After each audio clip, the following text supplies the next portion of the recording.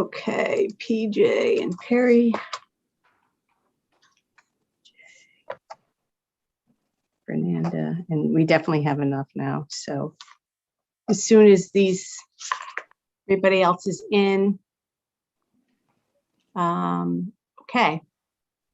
We are recording and we're live on YouTube. I'll let others in as they come. Thank you. I'm Sharon Calitro, Planning Director. This is meeting number 10 of our POCD Oversight Committee, and it is 4:02. So thank you all for taking time to be here again. We'll have a good discussion today. So I'll call the meeting to order at 4:02. You all got a copy of the draft of the meeting minutes from last month. If there are no corrections, additions, I'll take a motion to accept those minutes. Sharon, so Yeah. moved. Motion by Perry, seconded by Second. Arnie. second by Arnie. All in favor? Aye. Signal. Aye. Any opposed? Great, motion carried. So let me make sure oops. Hold on. Let me just make sure that Francisco can access my screen, and I will turn it over to him to discuss the historic and cultural resources component of the discovery portion. And then I know Marcy's here to talk about the public engagement. So I'll turn it over to you, Francisco. Okay, and can everyone see my screen? Yeah. Okay, good. Thank you, everyone. Good to see you again. As Sharon mentioned, we'll be focusing on historic and cultural resources today. And this is our agenda. We will review those resources, explain a little bit what we mean when we talk about historic and cultural resources. And then we'll talk briefly about the needs that you have with respect to those resources, pick your brain a little bit as to what needs you see Danbury having. And then we want to talk about our public engagement rollout for the fall. So Marcy will review what we're working on and what we're planning thus far. And it's a work in progress. Things are changing day by day, but we are going to be rolling things out this fall in one form or another.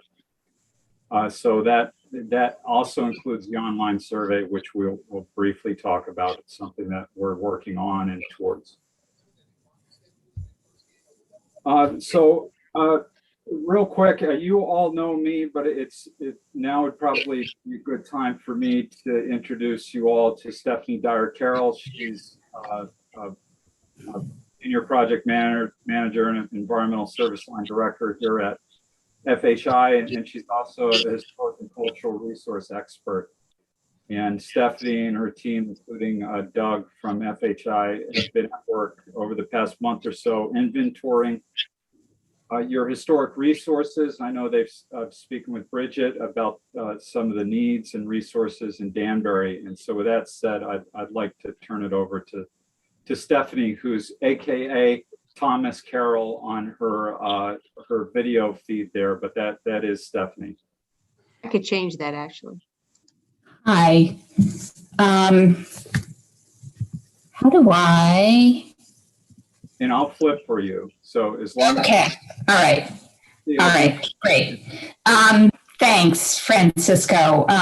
In the latter half of the 20th century, with increased development in the city, an awareness of historic properties really emerged. And the Danbury Preservation Trust became active. They were active between 1978 and 1997. And extensive architectural surveys of historic properties were undertaken in the late 70s and 80s. Historic resources in the city include the Main Street Historic District, which is listed in the National Register, 11 individually listed National Register properties, and then a number of other properties on the state register and a locally listed property that we're going to discuss. Zoning regulations include restrictions for properties in an overlay zone within the Main Street Historic District. And those are intended to promote development that's compatible with the character of the district. Then the Danbury Museum and Historical Society Authority is working in town to acquire, preserve, exhibit, and interpret Danbury's past, and to really preserve the history of the city and its historic resources. So next slide.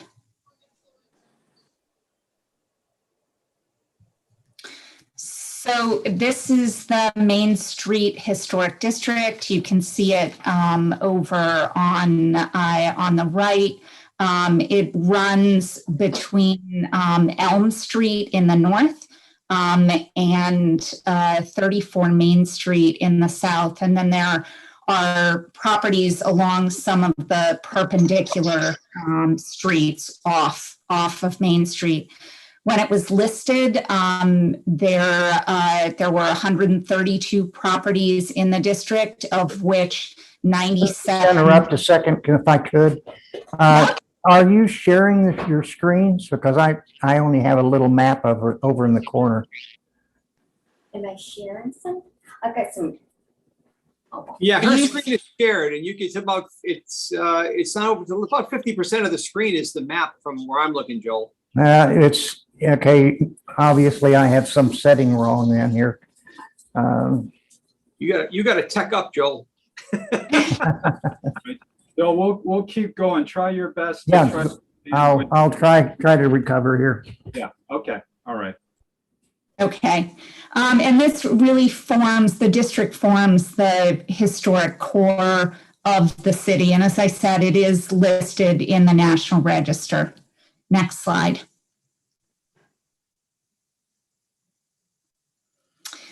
So the district is a collection of commercial, residential, ecclesiastical, and institutional buildings, and they represent a really wide range of architectural styles that span about 150 years. And these include Georgian, Greek Revival, Renaissance Revival, Italianate, Gothic Revival, all the way up through some modern buildings.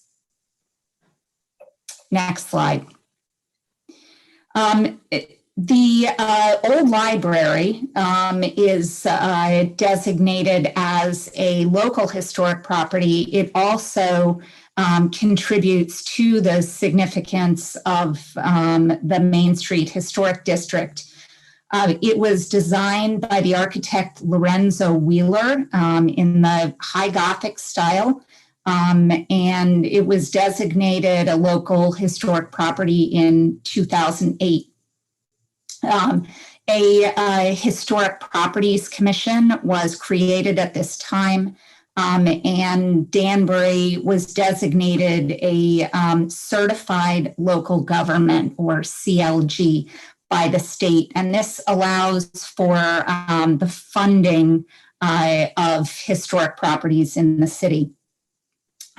It now houses the Danbury Music Center, and there have been exterior and interior improvements and restoration undertaken over time.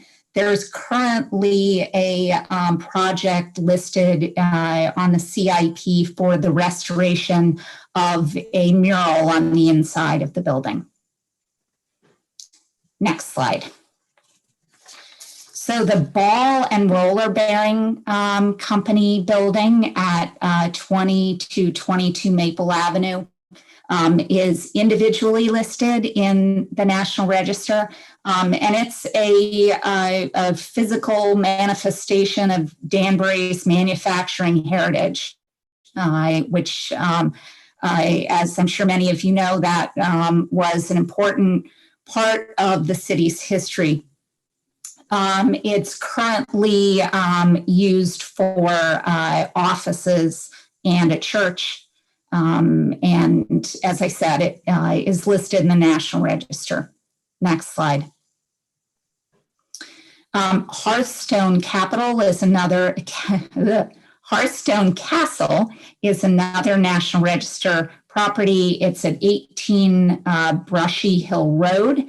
It was constructed between 1895 and 1899, designed by G.W. Dietrich for a portrait photographer, E. Star Sanford. Only the exterior walls remain, and you're looking on the picture on the right, you're looking down into the building. Cleanup of the building and the property is underway, and a future use is yet to be determined. Next slide. The Charles Ives House at 7 Mountainville Road. It was constructed around 1780, and it was originally located on Main Street, but it has been moved twice. And it is the birthplace of the internationally recognized composer Charles Ives. Next slide. The Locust Avenue School is located at 26 Locust Avenue. It was constructed late in the 19th century, and it's one of only a few 19th century schools still in use in Connecticut. And it currently houses the Alternative Center for Excellence. Next slide. Meekers Hardware is located at 86 to 90 White Street. It was established as a tool and feed store in 1885. And it currently houses a sporting goods store. Next slide. The New Haven Railroad Danbury turntable is listed as a historic structure in the National Register. It was built in 1917 for the New Haven Railroad Yard in Danbury, and it was used to turn locomotives within the rail yard. Next slide. The Octagon House. This was built in 1853 during a short-lived period when 8-sided buildings were in style. It was purchased by the city in 2015, and the city sought grants, state grants, and applied for matching funds to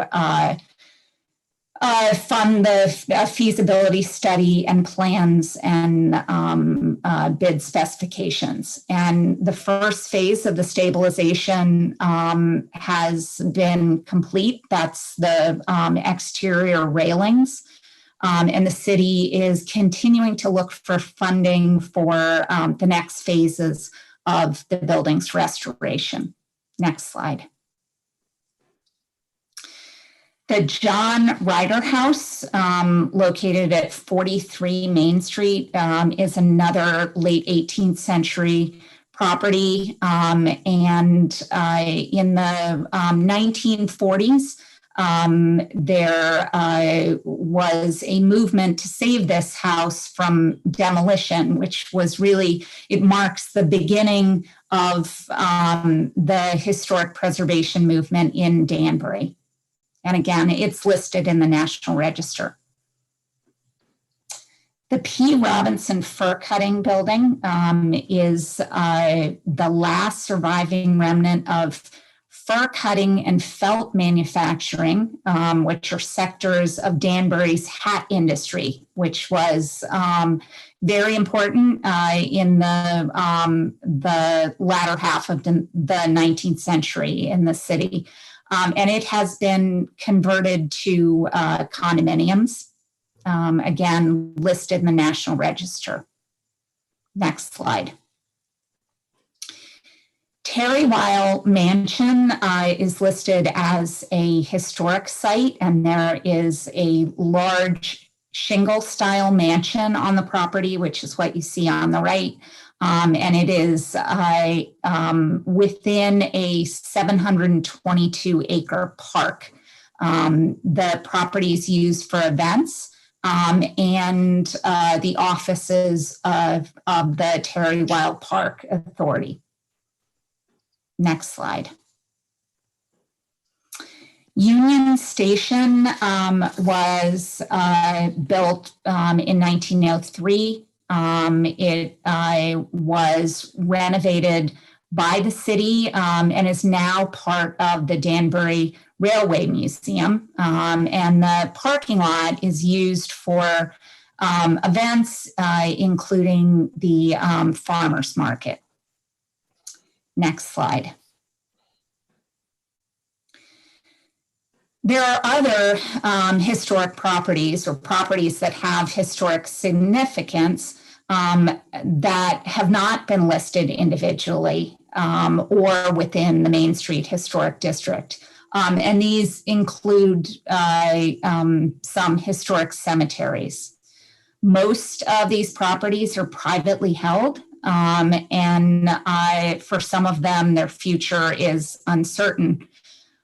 There are a number of city-owned properties that are the subject of planned or ongoing repairs and restoration. And this POCD, one of the goals is to support the development of a strategy for the coordinated management, long-term use, and preservation of city-owned historic resources. And the city supports historic preservation through a number of means. And this includes the Main Street Historic District Overlay Zone, which I referenced earlier, economic incentives through the tax deferral program, activities undertaken by the Historic Properties Commission, capital improvement funding for the maintenance of city-owned properties, and then the coordination of activities and funding, the funding of building improvements with the Danbury Museum and Historical Society Authority. So Francisco, it's yours from here. Thank you, Stephanie. And before we get much further on, Stephanie just talked about the Danbury Museum and Historic Society Association. I know we have Bridget on the call. So Bridget, I think we're making a general assumption everyone's familiar with the authority and the museum, but can you just give us a little bit more background on, how it's linked to the city and the responsibilities, and the purview of the authority?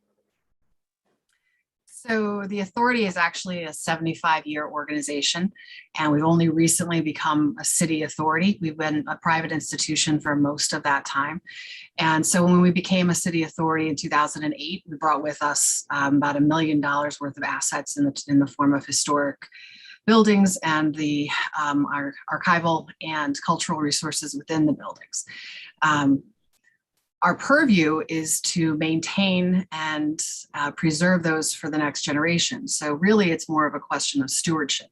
And so the role here at the Danbury Museum is to steward the big collections, the historic buildings, the archival collections, the cultural material assets to the next generation, and to grow those assets so that all of them support the growth of the city. And that's a complicated endeavor. So at the Danbury Museum, we're available to every city department, to the Chamber of Commerce when they have a question, when Sharon has a question. We do research, we show up, and we advocate on behalf of buildings that the city doesn't own or structures that are of the city but not under the museum's umbrella. So the museum umbrella is confined really to the John and Mary Ryder House, the Ives House, the John Dodd Hat Shop, the two schoolhouses, the Marian Anderson Studio, and Huntington Hall.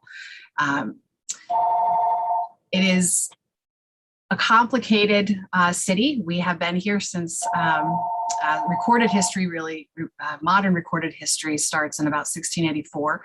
And so, as was mentioned in the wonderful introduction that your partner gave, Danbury has myriad unique structures, and all of those structures throughout the city, privately owned, city owned, museum owned, add to what makes Danbury such a visibly unique place to live.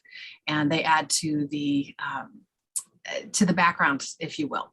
And our economic development, our economic future is really tied to the uniqueness, I think, as well as the character of our community. And a lot of that is defined by the historic structures that we see day in and day out.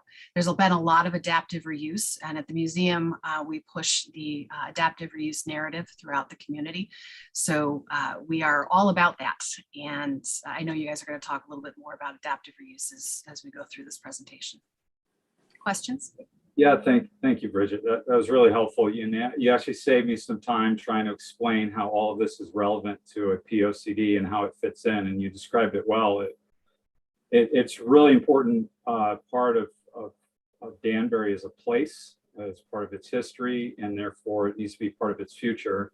And so we have to be really proactive in planning to provide as much support to the preservation effort as possible. And the POCD, along with various other mechanisms, is a great way to do that. And I'm sure there's recommendations that we can make that will be supportive of the preservation effort in Danbury. And that's why we're taking the time today to focus on historic and cultural resources. So as I just mentioned, the cultural part of that is a very important component, and culture is a very broad term, and it really means a lot of things. And historic resources are actually part of your culture as a community, but there are these other aspects of your community, other contributing institutions, organizations, places that contribute to your culture and make up your cultural resources. And so while we're not going to be able to cover everything because culture is endemic in every part of our life, we want to identify those really primary institutions, organizations, and places that heavily contribute to your culture. And as we get further into the planning process, we're going to begin to better understand how the city and how the plan can advocate and support the continued existence or growth of these organizations and institutions. So with that said, I'm going to do just a brief overview of what some of those resources are, and then we want to open it up to discussion to talk about what you value the most in the city, what concerns you with respect to cultural resources and historical resources. But before I get much further, does anyone have any questions for Stephanie about any of those specific properties that we might be able to answer? And I'm not sure if we have Doug on the call. Doug was working with Stephanie on building the inventory. But if you do have any questions, please feel free to ask now before I jump into these other cultural resources.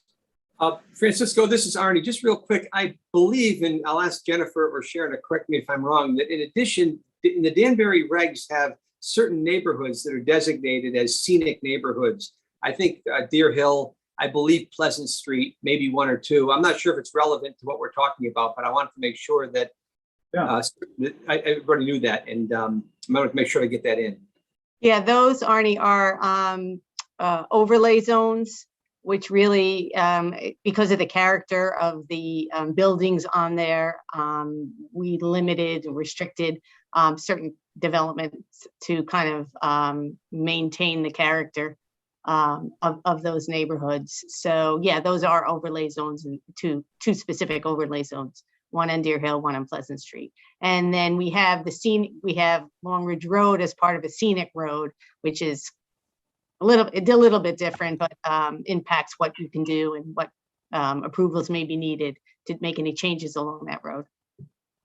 Thanks. Okay. Anyone else, any comments or questions? Okay.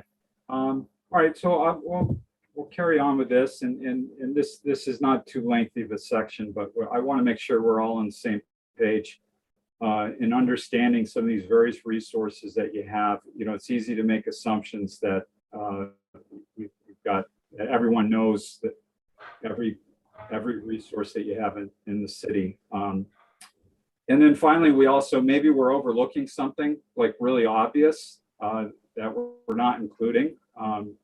And so let us know if we're totally overlooking something that you feel is a real asset to Danbury with respect to its connection to culture.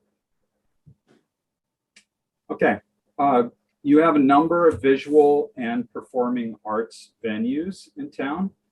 And these range from the Charles Ives Performing Arts. Is it authority or center? Is there another way that I should be better describing that?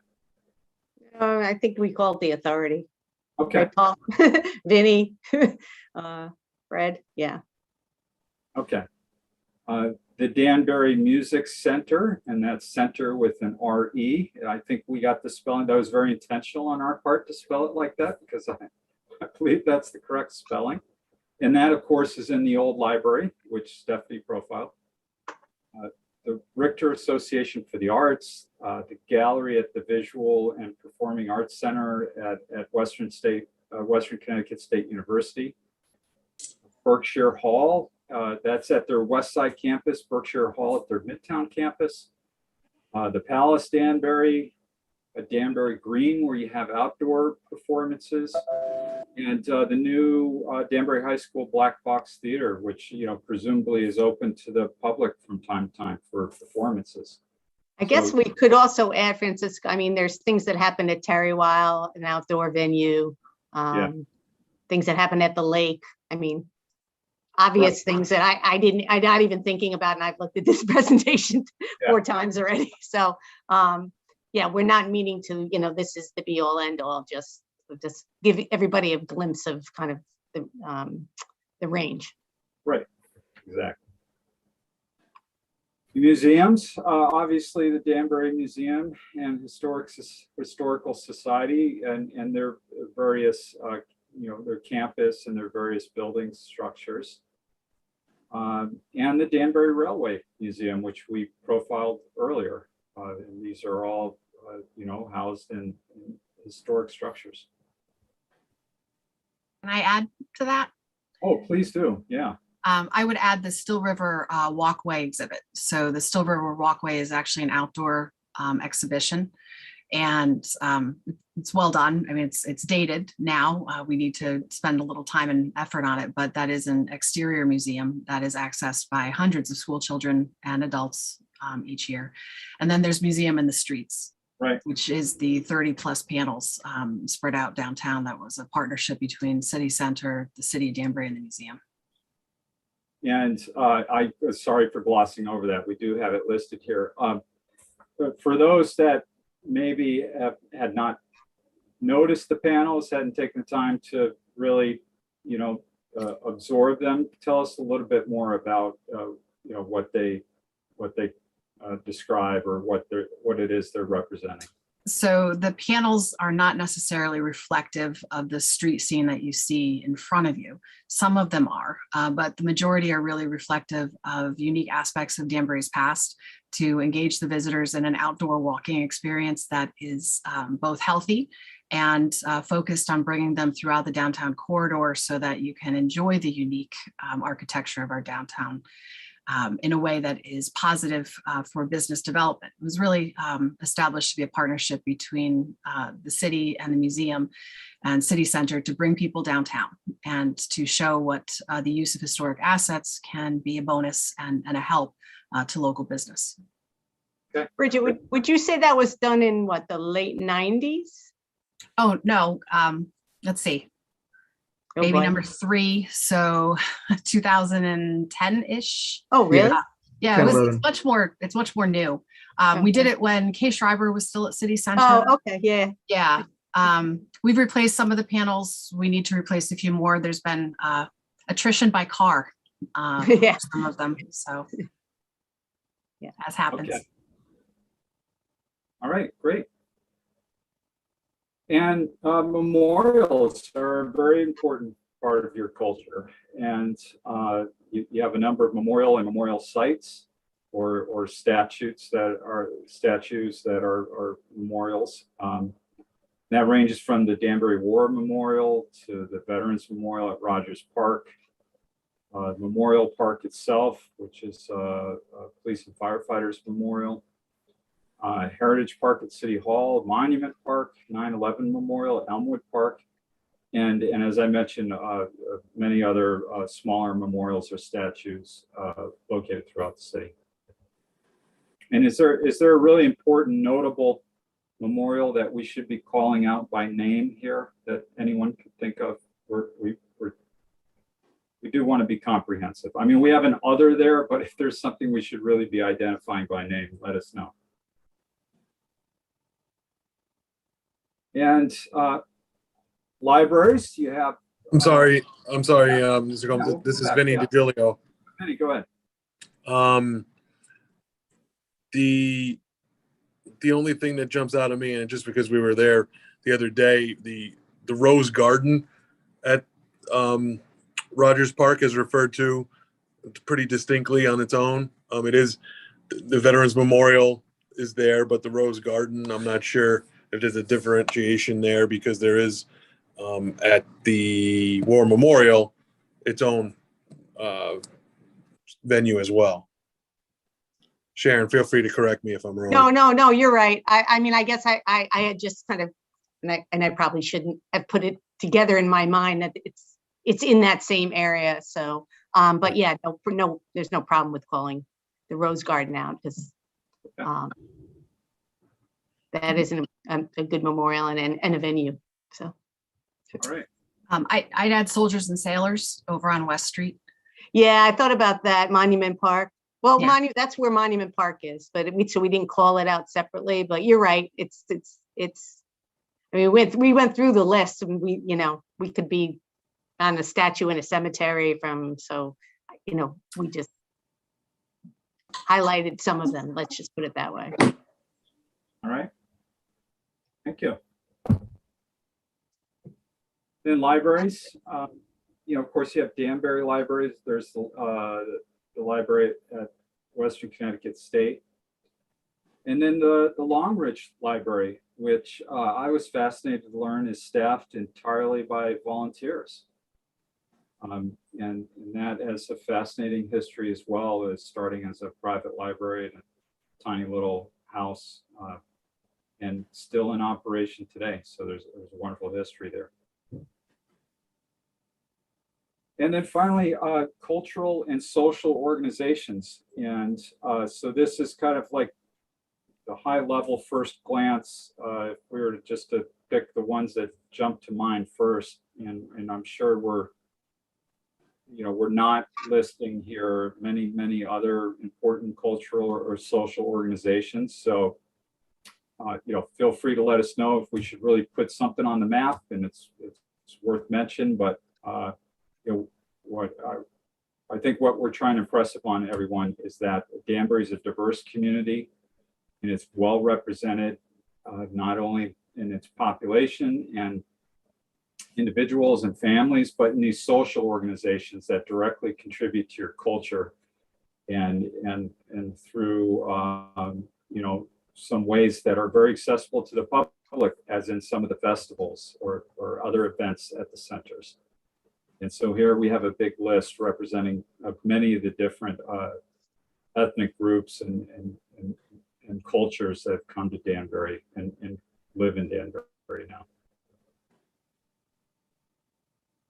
And Danbury does have, at the bottom list there, you have a cultural commission that, a cultural commission is really tasked with interfacing with a lot of these different organizations and with the arts groups and making sure they have the support that they need and that they have a liaison at the city as well. Okay.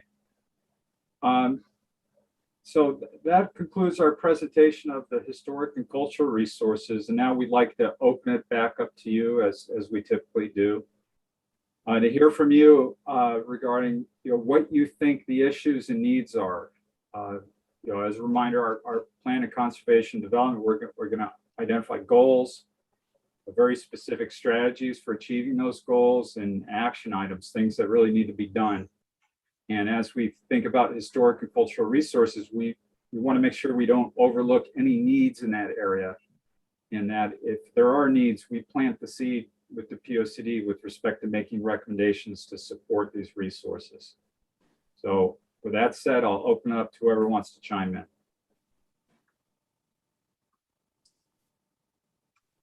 Hey, good afternoon, everyone. I'm sorry I got on about 15, 20 minutes late. So I missed the first 15, 20 minutes. But I think something as far as that needs to maybe be added or, be a part of this plan moving forward is with the events unfolding the last few days over in Afghanistan.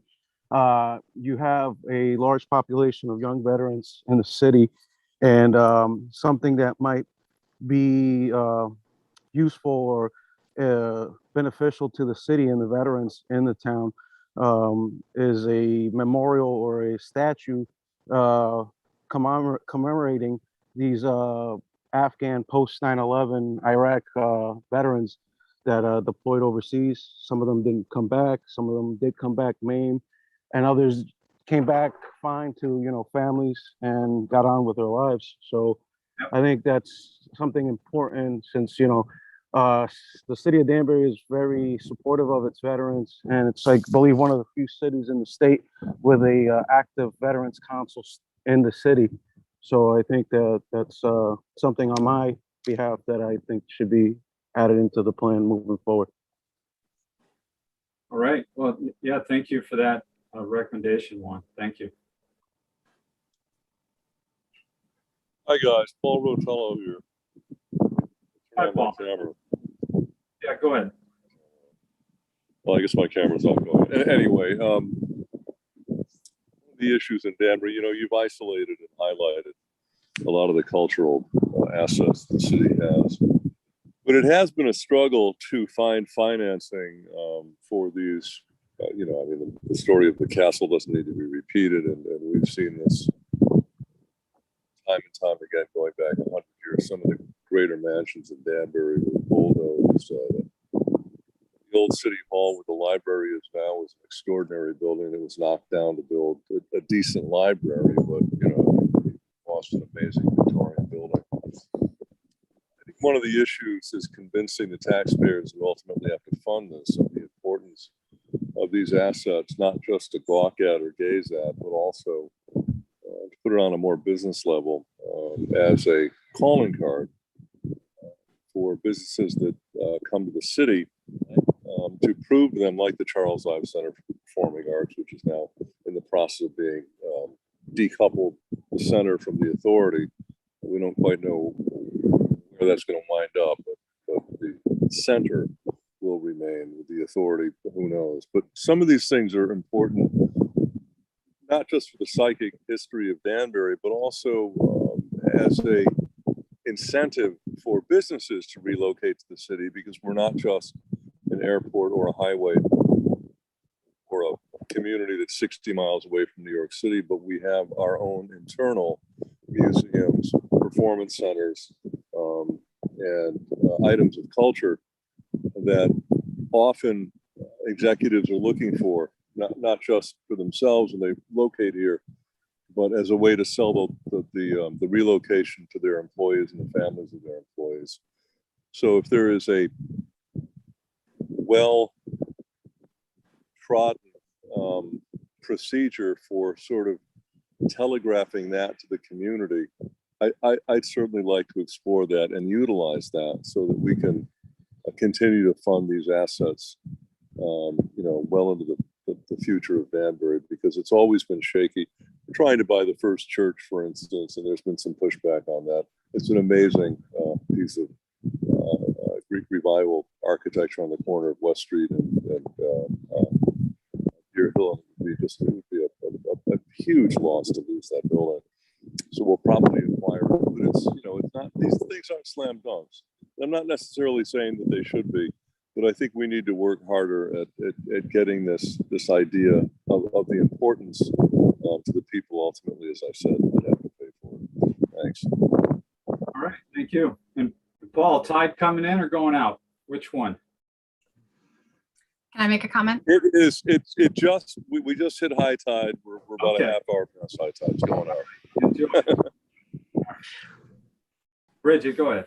To Paul's point, I think we're on a precipice. So we have all this wonderful collection of assets that the city owns. And then we all, and I spoke to the gentleman from your office, and I think I gave him like 30 other assets I'm concerned about throughout the community that speak to the unique architectural or historical backgrounds.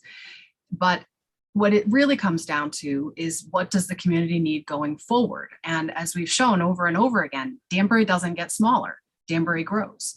So how do we take that growth pattern and how do we adapt these historic structures so they can be part of the growth pattern? Adaptive reuse of historic structures is green. Adaptive reuse of historic structures keeps a cultural asset alive and viable, and visually, the aesthetic of the Danbury community only is enhanced by myriad forms of architectural style and history. And so when we keep that piece, when we steward those buildings to the next generation, that's a really important need, I think, of our community, but it can also be a way to fill another need of the community, which is incipient growth. And so at some point, City Hall is going to be too small. And at some point, our unique cultural organizations are going to need to grow into larger spaces. It is almost inevitable, Danbury's growth. And that's a wonderful thing. It's a positive thing. So how do we mesh that with the historic assets so that the historic assets don't become a drain on the community or an expense line on the budget, but in turn actually support the growth of our Danbury community? And I think that's with a really hearty plan of adaptive reuse, a really focused plan by the city of Danbury to acquire the buildings that we know can be adapted, that we know add value to our community, and truly push the adaptation of those historic structures so that they serve the community's needs. And that's a bigger question than what we can discuss today, but that should be a really focused part of the study, and possibly a focused part of a community group that's working specifically towards that. It's a little different than what we do here at the museum with the preservation of assets and story and narrative. That's a bigger discussion with the community as to what you want to see in those historic buildings and how will that serve us and how will it serve you. So to Paul's point about getting the community involved, yes, that's absolutely critical, but it's really not just about saving this stuff. It's about preserving other assets within the community who are growing into those buildings. And I'd like to make one more point. I think the idea of a permanent committee whose focus is really on the adaptive art throughout the community in terms of new monuments and ways that reflect the pride in our modern history, the pride in what we are doing as a community, the pride that we felt and that we feel with what our veterans have done for us in our small community and in our country as a whole. Having a committee that actually focuses on that and really talks about how we can add really good community-focused art to lots of different quarters of Danbury can be a wonderful asset, and I would really highly recommend that. Okay, thank you, Bridget. Anyone else? Any thoughts on some of the issues or needs surrounding historic and cultural resources?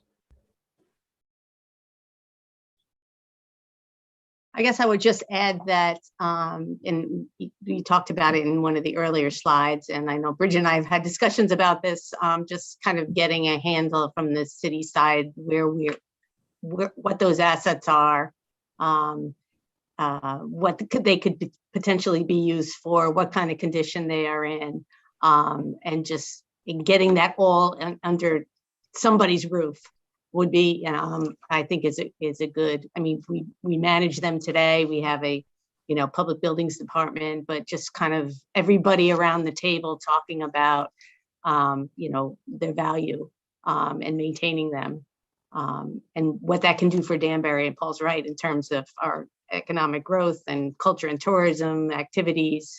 It's all part of who we are and what we should maintain. So I think we need to do that. Focus on that kind of a strategy, management strategy. Right.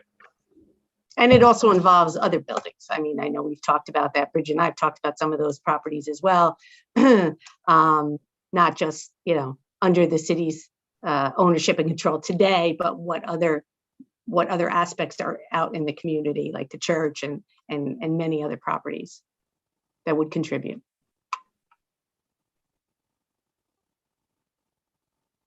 Okay. Anyone else? If not, we're going to move forward. I don't see Okay. it. All right. Well, let's go back to our ongoing conversation about community engagement. And with that being said, I'm going to turn it over to Marcy to talk about where we're at and what we're planning. All right, good afternoon, everyone. Again, I'm Marcy Miller, and I work with Francisco and Rory and others, and I'm leading the community engagement on this project. And what I want to tell you today is that, we're looking to really ramp up our outreach this fall. And I'm going to talk about a few things. I'm just going to take a couple of minutes.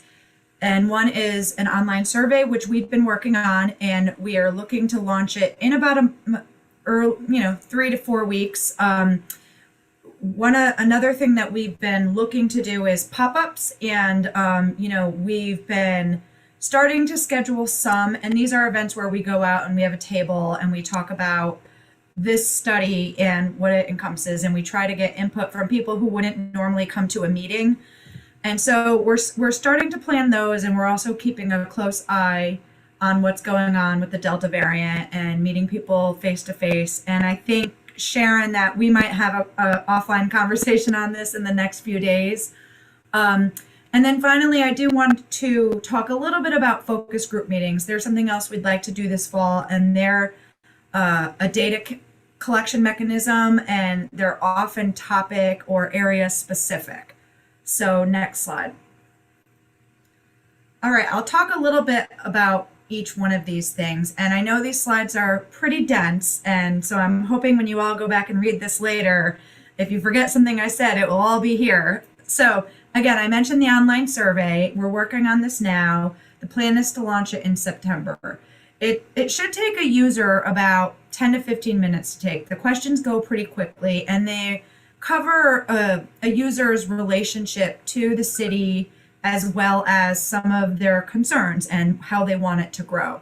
So we really cover all of these topics that are in the sub-bullets, the vision statement, what they think about it, how they would like to see the city grow economically, thoughts on housing, things like that. Again, it'll probably be about 40 questions, which sounds like a lot, but most of them are multiple choice and they go through quickly. And then depending how they answer certain questions early on, they might not get all questions. At 10 to 15 minutes, we want to advertise this in a number of different ways to have a big reach. So one of the ways is we can do it via social media, and we can do it on our website. We could do lawn signs, press releases, email blasts. And if we go out and do our pop-ups, this is a really good way to advertise the survey and get people to take it. I want to note that we're looking to do this in 3 languages: English, Spanish, and Portuguese. The next thing is our focus group meetings. So I'm thinking this will probably follow the survey, probably about a month. And this is where I'm looking for a little bit of input from this group, because when we do focus group meetings, how they often run is we'll back to back them, we'll do 6 in a day, and, we might have a biped group come in and talk to us, and then they'll leave, and the next hour a transit group might come in, and then in the next hour a different group. They work really well that way because we get a lot of information very quickly, and it gets to go into our existing conditions reporting. Another way to do it is by certain geographic areas. So it could be subject, it could be area. But this plan is set up by subject. So I did want to ask, what are things that you think that it's absolutely imperative that we look outside this group? What are people that we need to reach out to, and specific groups or topics? Feel free to chime in. Can I bell in on that one? Absolutely. And it relates a little to the previous slide. Welcome back. Focus groups, the whole population of Danbury should be considered a focus group, and getting questionnaires out to a very broad spectrum of people in the city. The mayor sends out the mayor's letter in the sewer and water bills, and that reaches a lot of people in this town. And it could be, I don't think the mayor would entertain in lieu of his letter, but in addition to or be incorporated with part of the mayor's letter. I like to say, just look at how many bills are sent out every month, and you could do that in repetitious months. Not necessarily depend on one month getting everything in. You could send it again, in a couple of months after that. But anyway, I think that'd be a way to reach a lot of people in town on the surveys. Yeah, thank you for that suggestion. That's a good one. Hi, this is Vinny DiGilio from the council. How are you? Good. How are you? Good, great, thank you. I think one suggestion could be perhaps the city council as its own meeting. I know a lot of people on the council would enjoy being involved and getting a general overview of everything in person. I think that would go a long way. Okay. So to be clear, Vinny, like a focus group meeting that's for city councilors specifically? Correct. Okay. Harry's raising his hand. Hi. I'm not sure exactly how to engage them, but I think this group has agreed that trying to keep our young people here, the next generation, is one of our top focuses. So getting them in front of us and getting their thoughts, making them feel like they have, some say in what the city is going to look like in the future would be a key thing. Yeah, I was just going to basically say the same thing, that I'm going to do some outreach to, well, Richard's not on the meeting today because he couldn't be here, Janelli on the Board of Education, but at the leaders at Danbury High School to speak to their student council. I mean, kids go home and they show their parents, hey, go online and do this, or here's this little survey code, and do it on your phone. And I mean, if we can reach that group and get responses from that age segment, but also the ability for them to, have input from their families who may not be English speaking or, or whatever. So I think that's on my call list, but I think that cooperate with us. I mean, we have the largest high school in the state. They all have families, they all live here. Kids, are savvy. Parents, may not have a computer, but they have a phone. Kids, their kids show them how to take the survey on the phone, things like that. I think that will be really helpful. Okay, and can you confirm that the Danbury High School is going back in person? I believe they are. Okay. Yeah. Okay, no, we can talk offline because there could be an opportunity, and sometimes it's hard to get in to schools, but if we could potentially table an event, table there. We've done it in schools during the lunch hour to, talk to kids coming in and out of a cafeteria or something like that. Yeah. I have one other what? No, that's good. Joel has his hand, but go. Oh, I just want to follow up one more on the young people. Do you have, when I was thinking a little bit older, young professionals, Do you have any sort of like networking group for young professionals in Danbury? I could look into it a little more, but if you know one, Yeah, that might be. Perry has a group that he's Well, involved. so does PJ. Yep. Yeah, and I PJ, think right. through the PJ's chamber. is kind of the more, recent iteration of it, but there are people out there who still say, when is Get Downtown going to get together again? So we certainly have the ability to reach out and communicate with them. Yes. Yeah, we launched a Young Professionals Council under the Chamber's umbrella several months prior to COVID. So we've got a network that we could tap. I was going to say, in addition to that, just businesses in general. We could look at Right. Identifying a few sort of key industries to potentially put into a focus group. But I could certainly assist with the Young Professionals focus group. Certainly. Great. Okay. Oh, Joel has his hand up. Okay, thanks. Marcy, you spoke about making the council a focus group. It's kind of dirty pool, but I remember from those days. Since Joe Cavo's not running for mayor, he doesn't have to worry about people being unhappy with him. What he does sometimes.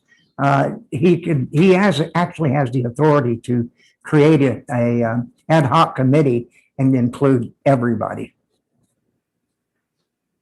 Now, that's kind of a underhanded kind of arm wrenching, but it's available to him. Okay, thank you.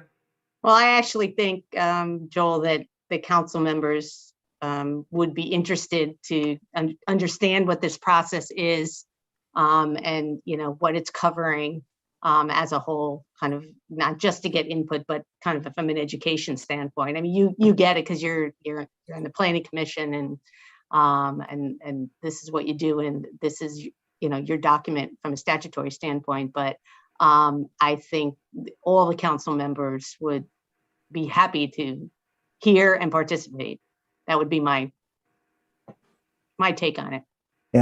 You'd guess, but I'm not quite wouldn't be exactly a adjective I'd use. Most, perhaps. So noted.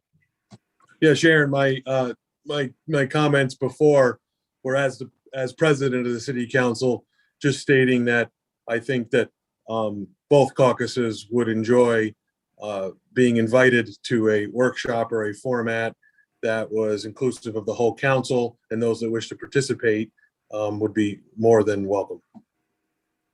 Right. How about a town hall meeting? Well, I honestly, we've talked about, Marcy and I and Francisco and Jen have talked about kind of meetings and virtual town hall meetings on topic areas or something, or just the council, that kind of thing to talk about it. So rather than potentially an in-person meeting again, with everything that's been going on. So there's various different ways to, I think, approach that, which we'll continue to talk about for the early part of the fall. Right, Marcy? If I may, maybe the easiest thing is just to put something on the agenda. I'll have the interested parties come and speak to the council, Francisco, or something like that. And then at that point, we can decide at the council level what kind of procedure we want going forward. But to ensure that everybody on the council is a participant, something on the agenda during a regular meeting that would take 15 or 20 minutes for a procedure. I'm not exactly sure what the vote would entail, because we generally don't put something on the agenda without it being followed by a vote, but it could lead to a vote for a further discussion or something like that. But I mean, we have procedures in place where we can do this. It would include the entire council. That's not a particularly high hurdle. We could do something like that. You're going to put it on the agenda, I'm assuming for September. You need to talk to council pretty quick because they cut that off quite a bit ahead of the meeting. Yeah, it's usually the week before, Joel. So the meeting's on the 7th. I think the next one, it would be next week sometime. I'm not sure we could get it on September's meeting, but I'm just saying, as a point of procedure, we can certainly get in front of the entire body. But that's easy.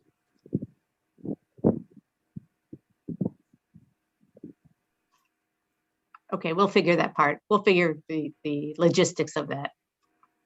But I agree, it's probably not going to happen for the September meeting. How about Marcy's questions relative to topic areas?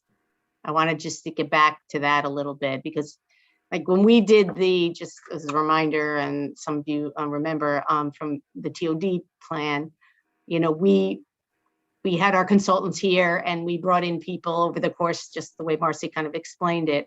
And sometimes they were and again, very specific to downtown, but kind of the developer group, the city, you know, management group and things like that. So, but we could put together, you know, a topic on housing, on, you know, transportation, we could divide the city into kind of the neighborhoods and see if, you know, we can get any draw that way. Just wondering what people's thoughts are about that. Joel. Well, from that's left over from earlier. Sorry, I'll take that down. Oh, that's but yeah, I was wrestling with that whenever you were speaking.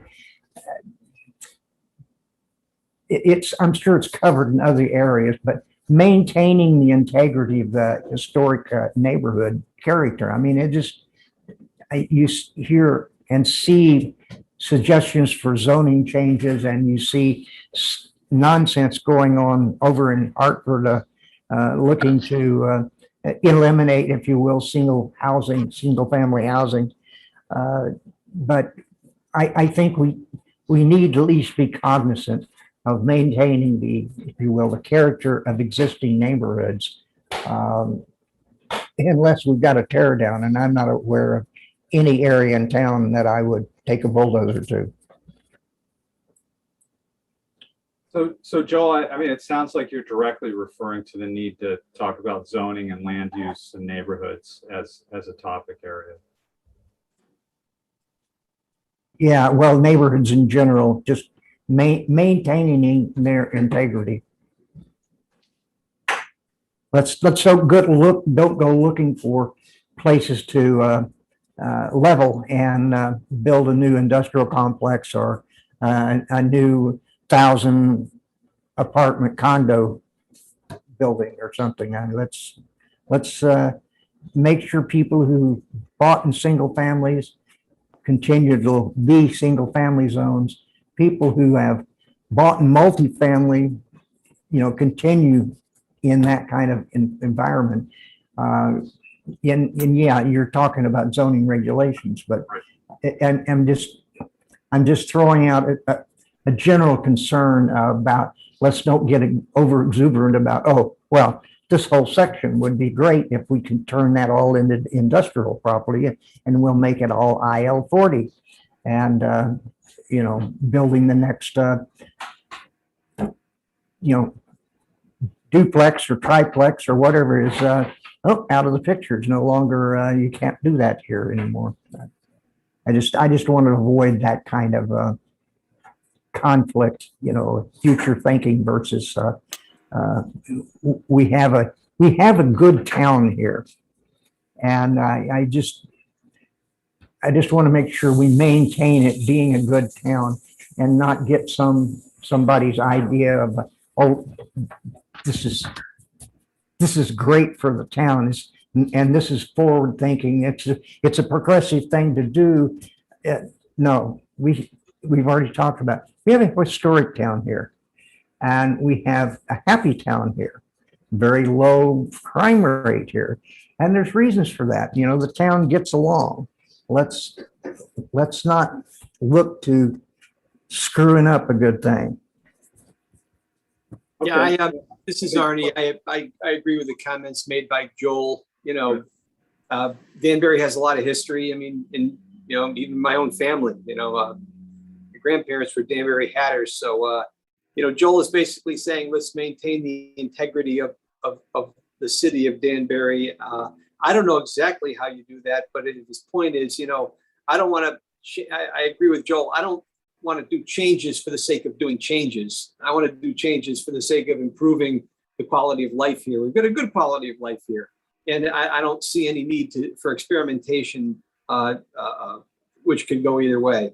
For those of us who have been here for 3 generations or whatever, we feel we have a lot to protect and a lot to be proud of. And so if Joel, if that was your point, I agree with you. I think an important. Yeah, that was it. That's right on point. Yep. I think an important function of the focus group meetings is to identify exactly that sentiments, exactly like that, so we can really document it and make a commitment towards preserving what's important about Danbury. And you know it, and Joel knows it, and we want to have that conversation with as many people as possible to provide the strongest argument that we can within the POCD for preserving and protecting what you have. Thank you. Can we talk a little bit about word use? So when we talk about these subject areas, instead of maybe saying historic preservation, can we say stewardship?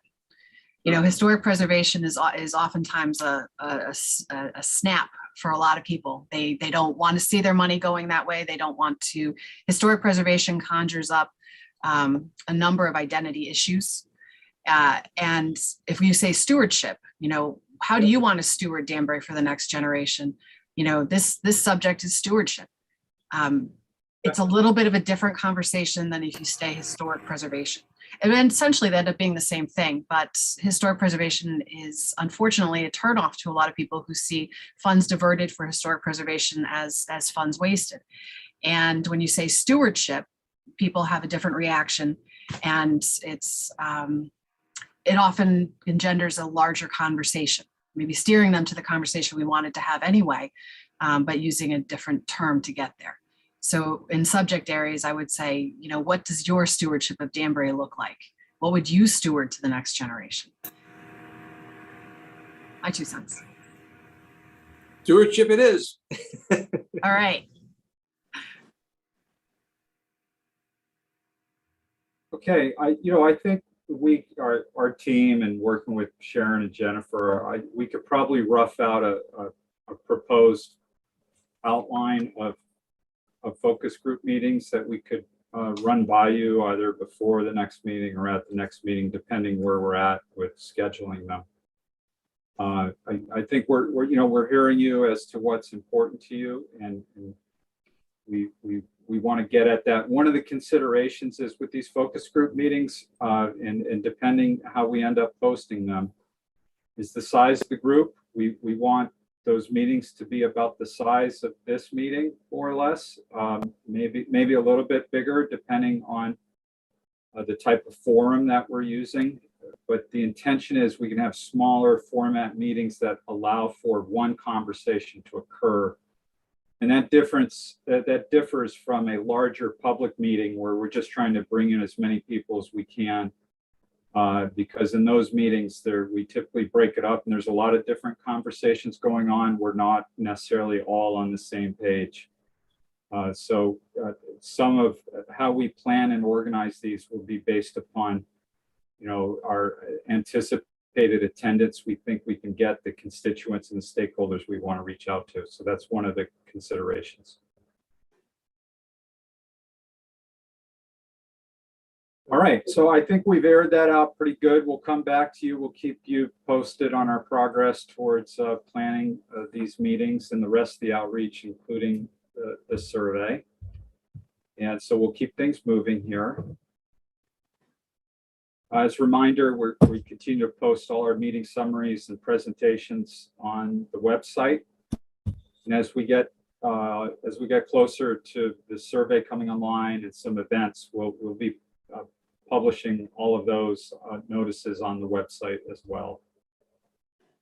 We're getting closer to halfway through, so we're getting to the point where we're almost done with the discovery process. We're collecting all this information, and we're going to start to turn and start organizing it for presentation and the plan itself. At which point our and I know I've said this before, but our meetings and our conversations are going to move more towards, what are the things we want to commit to? What are the big goals, and how should we do that? So it's going to, the nature of our meetings are going to start to change a little bit as we get into the fall. And as we start to get some guidance from the community through our community engagement efforts, and we have a sense as to what the real priorities are and what we should be focusing on. So our very next steps are, and we've talked about this already, our next meeting will be reviewing open space and environmental resources and sustainability issues. We will be hopefully very close to launching the online survey and getting started with this in-person engagement. Of course, all of our work continues on our end. And as a reminder, our next meeting is Tuesday, the 21st of September at 4 p.m. again. So we had a great turnout this afternoon, and I hope we can get a great turnout for September, because that's going to be a really important meeting. You see all these moving pieces. Your feedback and guidance is not only appreciated, but is really needed for us. So, thanks for turning out today, and please plan on coming out at next month's meeting. So with that said, Sharon, any closing thoughts? You probably want to officially close out the meeting. I'm not sure if anyone has any other comments or questions before we adjourn. Yeah, I just want to, if anybody has, going to go back a slide for what we're going to talk about. Francisco and Jen and I had just talked about putting together a list of people to speak to on these areas. So Ed, be prepared for a phone call, because you're definitely on the list relative to kind of the open space and the environmental resources. So Francisco, Jen and I are working on that for you as we speak. And again, I think as Francisco said, it's going to, the tide will turn a little bit from this structure of these kinds of meetings to kind of more of a discussion about the goals and how do we get there, and what themes might emerge through the process. And they'll start to look really more like a planning process towards an end result, rather than kind of this is, the whole discovery and what's been going on, and an education process for everybody.